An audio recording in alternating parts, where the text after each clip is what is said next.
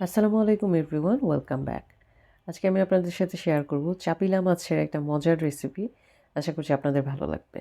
আর ভালো লাগলে অবশ্যই আমার চ্যানেলটি সাবস্ক্রাইব করবেন, সবার সাথে আমার ভিডিওটি শেয়ার করবেন।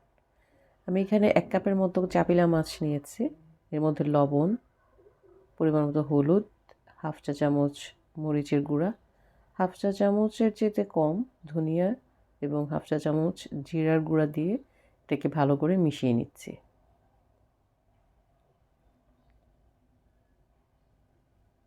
একটা প্যানের মধ্যে আমি আগেই তেল দিয়ে নিয়েছিলাম, তেলটাকে গরম করে নিচ্ছি। এখন এর মধ্যে সবটুকু মাছ আমি একবারে দিয়ে দিই। মাছটাকে ভালো করে বিছিয়ে দিতে হবে, সব দিকে যাতে সমানভাবে থাকে সেইটা খেয়াল করে।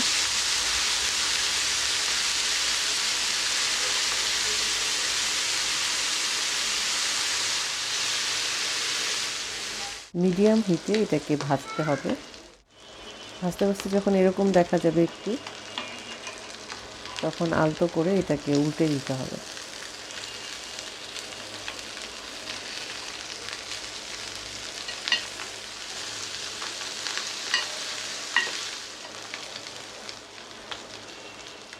উল্টে দেওয়ার পর প্রয়োজন হলে আবার একটু তেল দিতে হবে।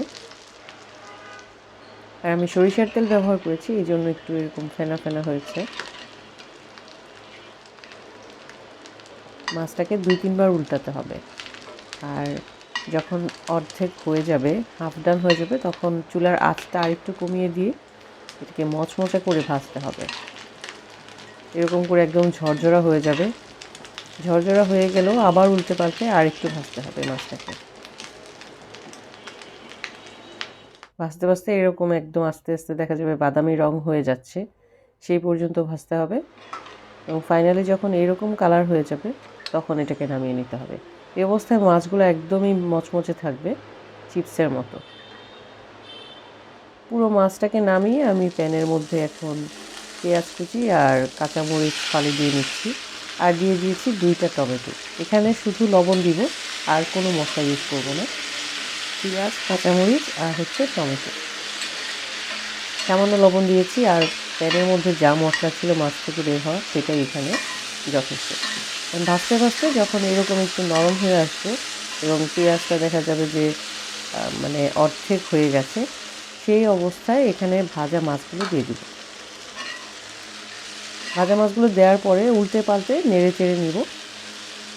আর বেশি কিছু না, নেড়ে চেড়ে নিয়ে এটাকে একটু ধনেপাতা দিব এর মধ্যে।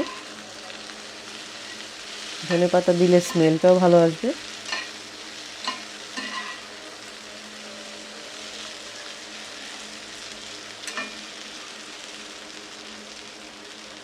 ব্যাস হয়ে গেছে। এখন এটাকে নামিয়ে নিব।